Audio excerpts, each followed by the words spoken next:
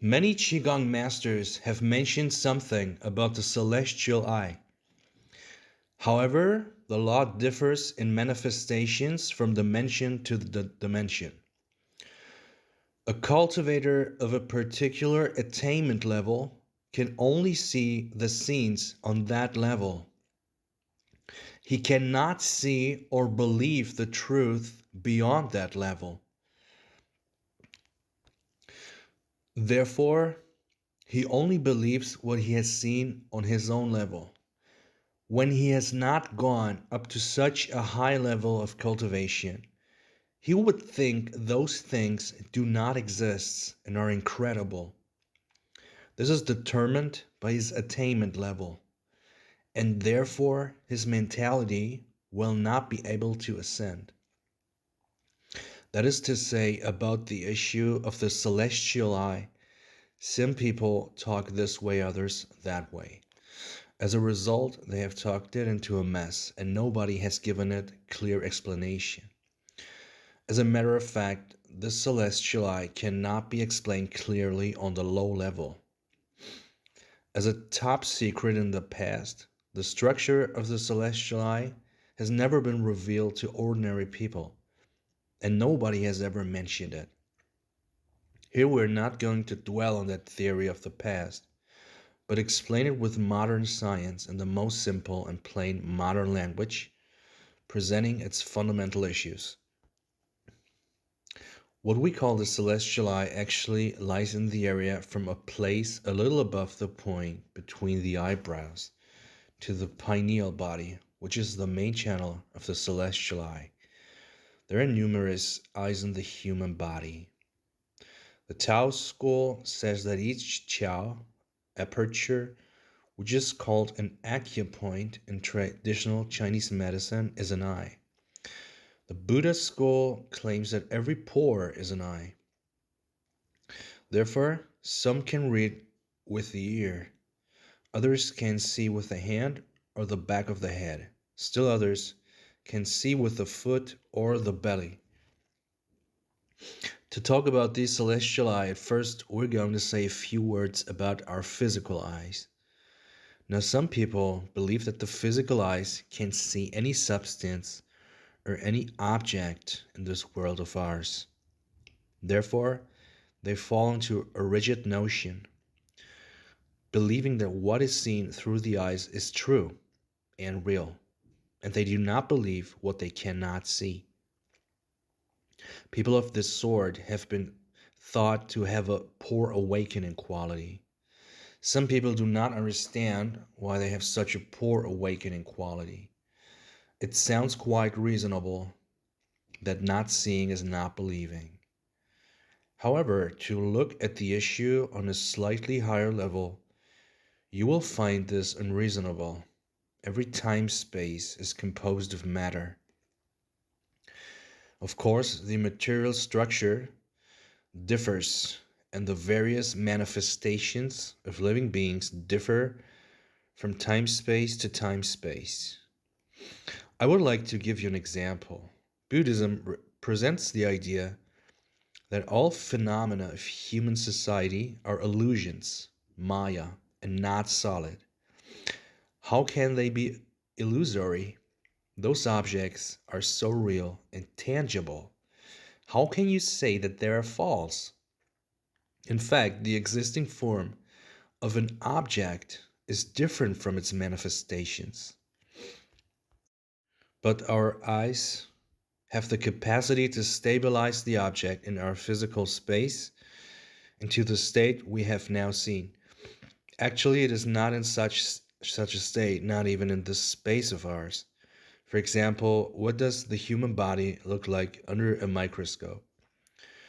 You will find the whole body is made up of loose and moving molecules, which are like grains of sand, small and roundish, with electrons moving around the atomic nuclei.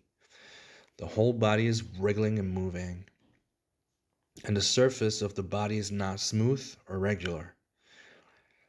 Any object of the universe, steel, iron, or stone, is all the same, as the molecular composition in it is in motion and the whole formation is invisible to you. It is actually unstable. This table is also wriggling, but our eyes cannot see the truth. They can only give us a delusion. It is not that we're unable to see something microscopic. It is not that man does not have this ability. In fact, man is endowed by nature with such an ability and is able to see things microscopic. It is just because of the eyes we have in this physical space that we have a false impression, and therefore we cannot see them.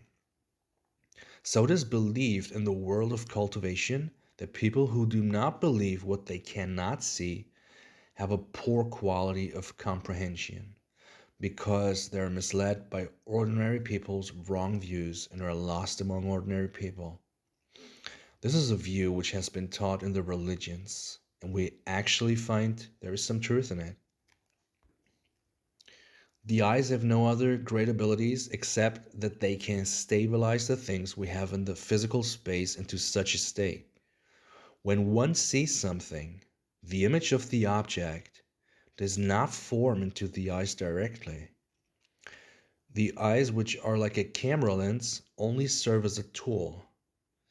When taking a picture at a distance, the camera lens becomes longer. Our eyes have also such a function. When one looks in the dark, his pupils become larger. When taking a picture in the dark, the aperture of the camera has to become larger as well. Otherwise, with insufficient exposure, the photo will turn out to be black. When one comes to a very bright place, his pupils become smaller rapidly. Otherwise, dazzled by the strong light, he cannot see clearly. Using the same principle, the aperture of the camera also has to be made smaller. Therefore, as a tool, it can only take in the image of an object. When we actually look at something, a person or the existing form of an object, it is in the brain that the image of it is formed. In other words, we see through the eye and the image it receives is conveyed through the optic nerve to the pineal body, which is located in the back half of the brain and appears in that region.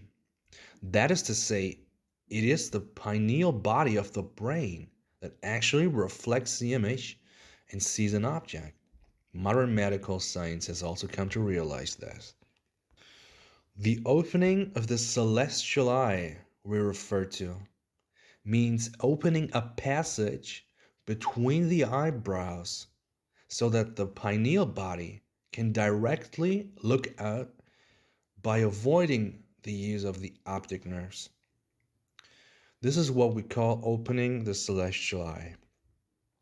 Some may think, but this is unrealistic. After all, our eyes can serve as a tool and take in the image of an object. How can we do without them? Modern medical dissection has already discovered that the front half of the pineal body has the whole structure of an eye, and it lies in the skull. It is postulated to be a vestigial eye. Our cultivation world has some reservations about whether it's a vestigial eye or not, but at least modern medicine has realized that there's an eye in the center of the human brain. We open the passage straight to that point, so it just tallies with what modern medicine has discovered. This eye, unlike the naked eyes, will not create illusions. It can see the reality of things and the essence of matter. Therefore, a person with a celestial eye on a very high plane can see through our space into another time space and perceive the scenes an ordinary person cannot see.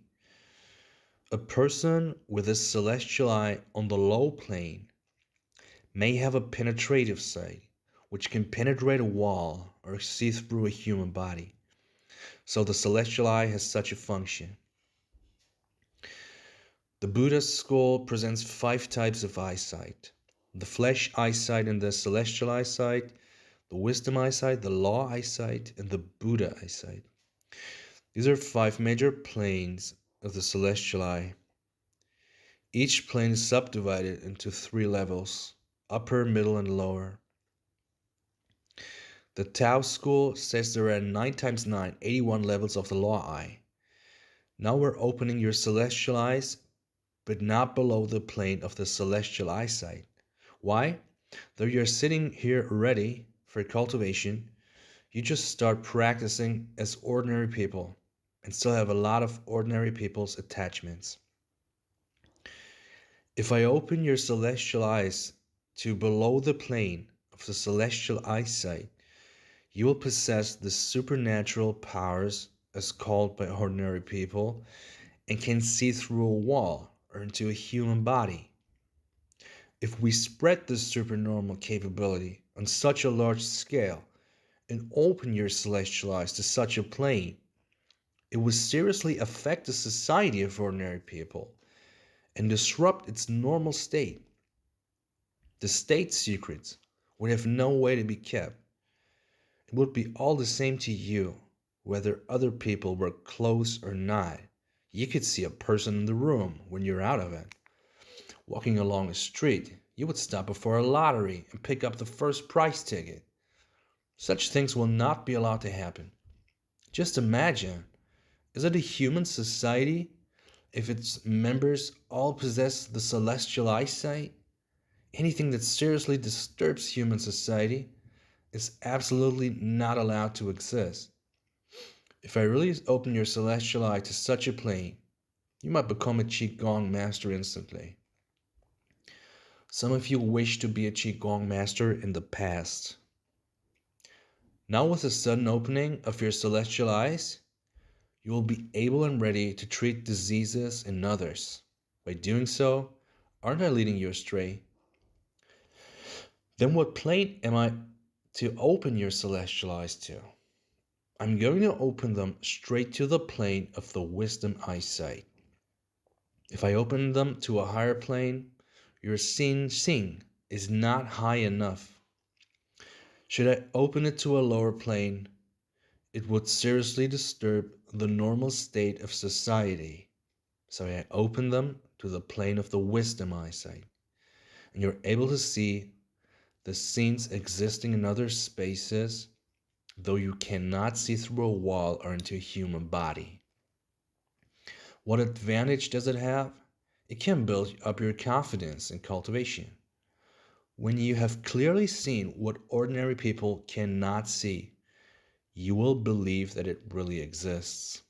Now I am going to open your celestial eyes to this plane, no matter whether you can see clearly or not, as it will be good for your cultivation.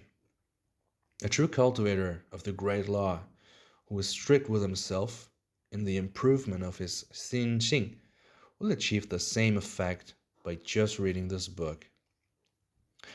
What is the thing that determines the place of one's celestial eye? It is not that you can see everything after your celestial eye is opened.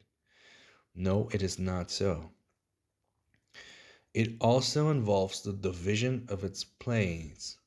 What does the plane of one's celestial eye depend on? It depends on three factors. The first factor is that one's celestial eye must have a field from inside to outside. We call this field the vital essence. What is this function? Just like the screen of a television, if there is no fluorescent material on it, it is no more than a light bulb which only gives light, but shows no picture when you turn on the television. It is a fluorescent material that makes it possible for the images to appear on the screen. Of course, this is not an apt example because we see the images directly, while the television shows them through the fluorescent screen. It roughly illustrates what I mean. The bit of vital energy is extremely valuable. It is composed of the more essential things refined from the substance, The existing vital essence varies from person to person. Only 2 in 10,000 people may be found on the same plane. The plane of one's celestial eye is the direct manifestation of the law of our universe.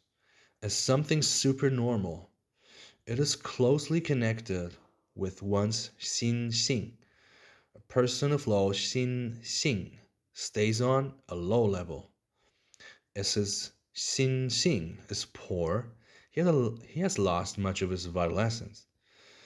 If one possesses very high Xin Xing and cares little about fame, wealth, conflicts among the people, personal interests in 7 emotions and 6 carnal desires, his vital essence may be well preserved, and he can see quite clearly even with when his celestial eye is opened. A child under 6 will have a very clear vision when his celestial eye is opened, and it is very easy to open it. A word is enough to have it opened. In the powerful current and gigantic dye vat of ordinary human society, what people believe to be right is actually often wrong. Who does not want to live a good life? To live a good life, you may infringe upon the interests of other people.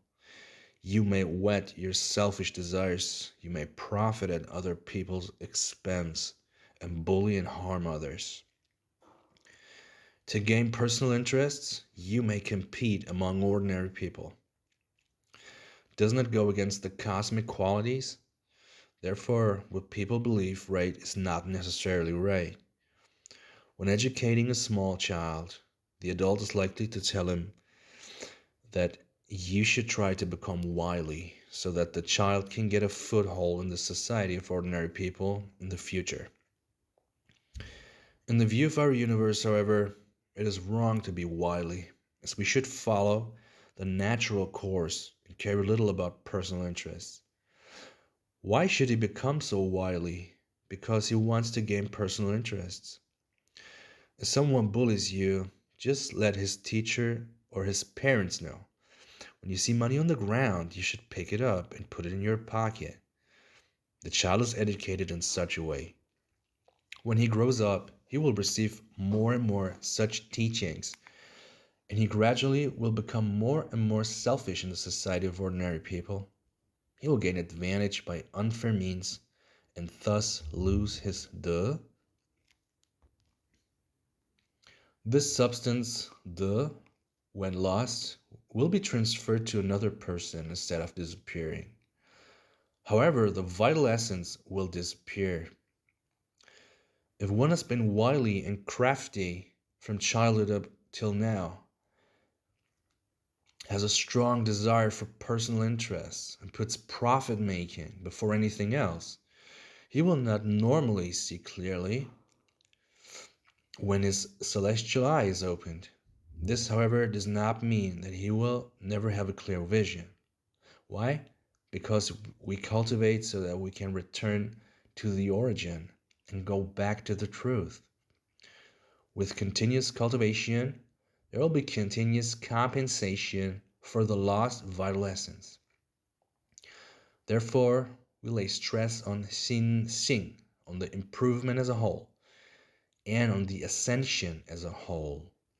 When one has improved his Xin Xing, he will also find himself improved in other respects. If one cannot improve his Xin Xing, his vital essence around his celestial eye will not be compensated. This is how the principle works. Now let's come to the second factor. If a practitioner has good inborn qualities, he can get his celestial eye opened through his own cultivation. But he may get frightened the moment his celestial eye opens. Why? Because one usually cultivates in the hour of Tzi at night when all is quiet. He is practicing when suddenly he sees a large eye before him, which gives him a start. He's so frightened that he does not dare to practice anymore. How frightening it is. Such a large eye is looking at him, now closing, now opening. It is so real and vivid. So some people call it a demon's eye, and others call it a Buddha's eye. In fact, it's one's own eye. However, the cultivation is one's own business, while the evolution of the cultivation energy is done by one's master.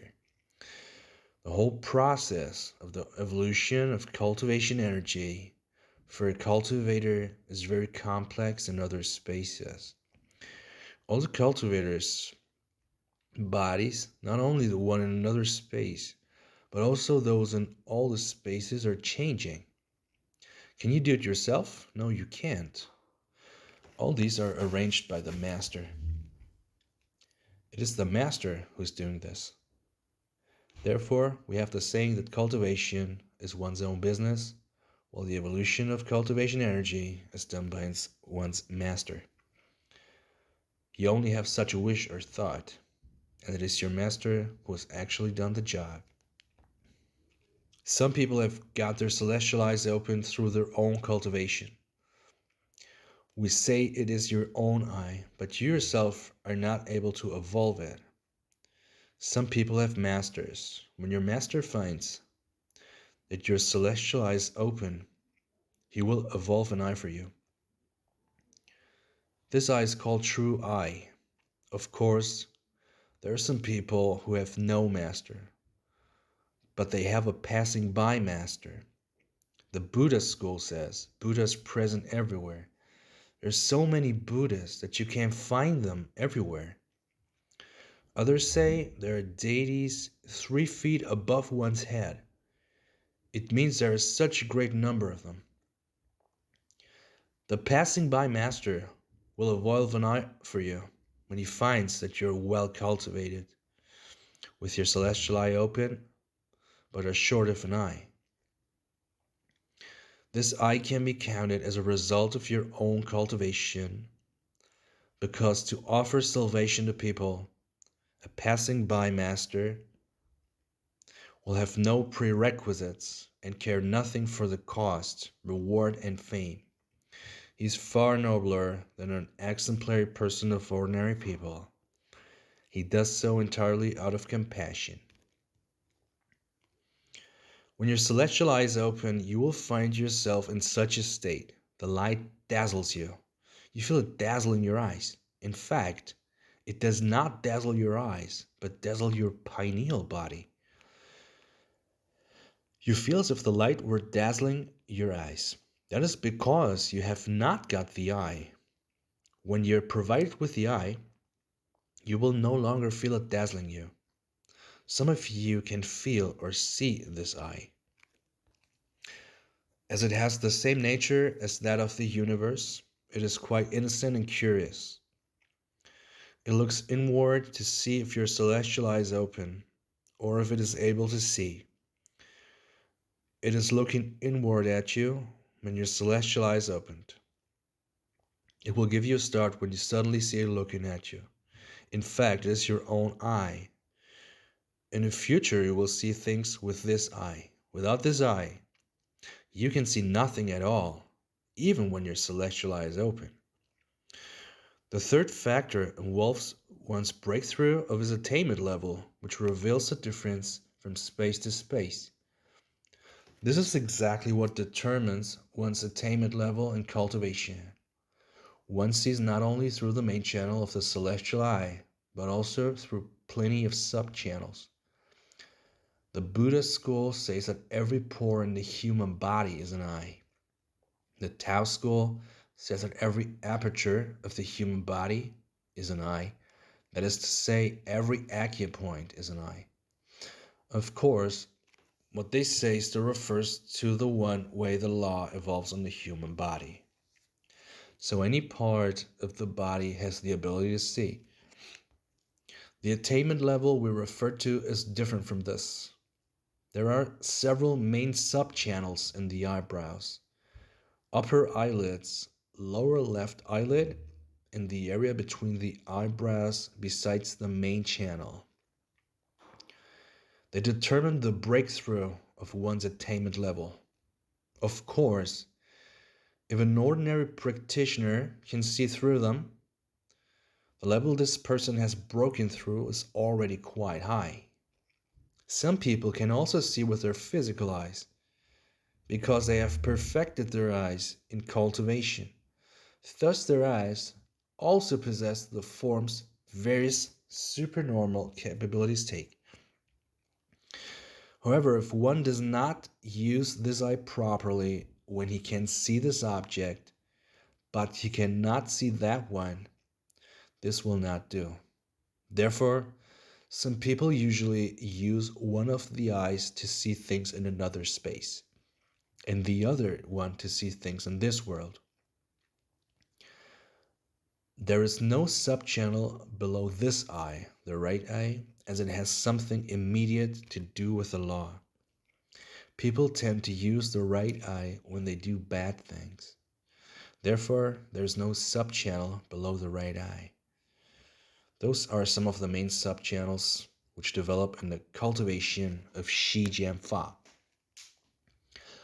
When one has reached an extremely high level beyond the cultivation of the intriple world law, he will develop an eye like a compound eye, which is so large that it covers the upper part of his face, with countless small eyes in it. Some great enlightened beings in a very high dimension have developed so many eyes that they cover the whole face. All the eyes can see through the large eye, and they can see whatever they want to, and they're able to see all the dimensions at a single glance. Now, zoologists and entomologists have done some research on flies. A fly has a large eye. Through a microscope, you can see that it is composed of countless small eyes, so it is called a compound eye. One will not acquire such an eye until he has reached an extremely high dimension, a dimension much higher than that of a Tathagata. But ordinary people cannot see its existence, nor can practitioners on an ordinary level. They can only see he is the same as an ordinary person, as this eye exists in another space. Here I have talked about the breakthrough of one's attainment level, the question of being able to break through all the spaces. I have basically revealed the structure of the celestial eye. It would be a quicker and easier way to open your celestial eye by external force. When I'm talking about the celestial eye, each of you will feel that the muscle of the forehead becomes tight, as if the muscles had gathered there, drilling inwards. Is that so? Yes, as long as you have come here, really to get down to learning Falun Dafa, you will have such a sensation. You will feel a strong power pushing the muscles inward. We have released the energy especially for you to open your celestial eyes with. Meanwhile, I have also released Falun to mend them. When I am talking about the celestial eye, I'm opening it only for those who cultivate Falun Dafa. But this does not mean that everybody will get a clear vision or even will able to see. This has something to do with you yourself. Never mind, it does not matter if you are able to see. Take your time to cultivate yourself. As you raise your level continuously, you'll be able to see gradually, and a dim vision will by and by become a clear one.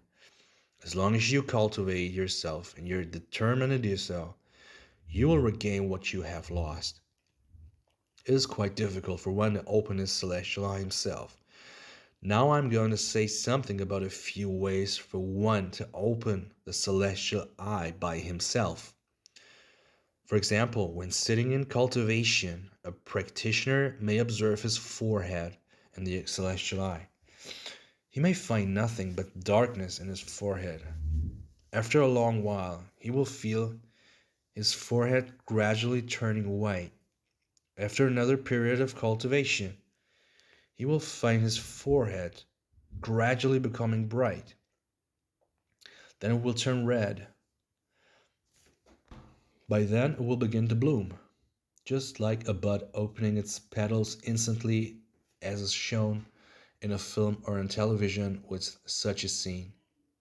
The red color is flat at the beginning when it suddenly becomes protuberant in the center and keep on blooming. It is impossible for you to make the blossom thoroughly open even in 10 years or so, because your celestial eye is entirely blocked. Some people's celestial eye is not blocked, it has a channel. However, as they do not cultivate, there is no energy. When they cultivate, there will suddenly appear a black disc before their eyes. With a long time of practice, the disc will gradually turn white, then become brighter and brighter until it is getting more and more dazzling. One may say, I have seen the sun, I have seen the moon. In reality, he has seen neither the sun nor the moon. What has he seen then? He has seen the channel of his celestial eye. Some people have made rapid progress and can see immediately after they have been provided with the eye. But others would find it very difficult. They would run outward along a channel, which is like a tunnel, or dwell during practice, or even in sleep. They would feel themselves running outward. Some feel they're urging a horse on. Some feel they're flying. Some feel they are running. Some feel as if they were rushing out in a car.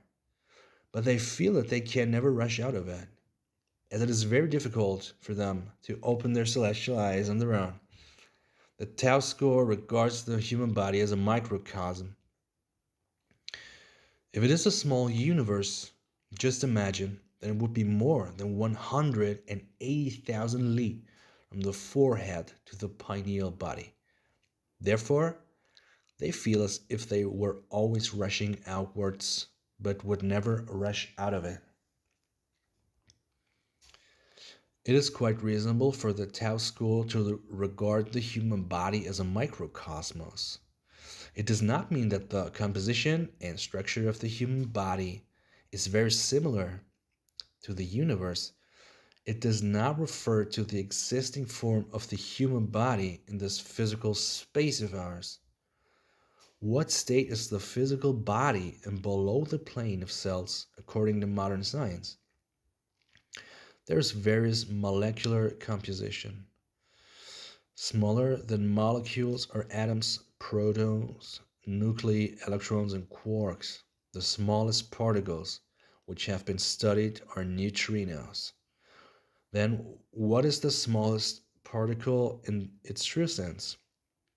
It is extremely difficult to find it. Sakyamuni once said in his later years, it is so vast that it is boundless. It is so tiny that it is indivisible. What did he mean? The universe is so vast that one with the status of Tathagata is unable to see its boundary. It is so tiny that one in the status of Tathagata cannot see its smallest particle. This is what he meant by saying it is so vast that it is boundless. It is so tiny that it is indivisible. Sakyamuni also put forward the 3,000 heliocosmos theory. He said in the Milky Way galaxy of our universe there were 3,000 planets on which living beings with material bodies like human beings exist. He also said there were such 3,000 heliocosmos in the grain of sand. A grain of sand is like a universe, and there are such beings of intelligence as us living in it. There are also such planets, mountains, and rivers in it. It sounds rather fantastic. If this is true, just think about it. Isn't there sand in the sand mentioned? Aren't there 3,000 heliocosmos in each grain of the sand there? Then, isn't there sand in each of those 3,000 heliocosmos? And aren't there 3,000 heliocosmos in each grain of sand? Again, therefore, in the status of Tathagata, one can not see its bottom. The same is true of human molecular cells. People ask how large the universe is. I tell you that this universe has its boundary. However, in the eyes of one in the status of Tathagata, it is boundless and unlimited.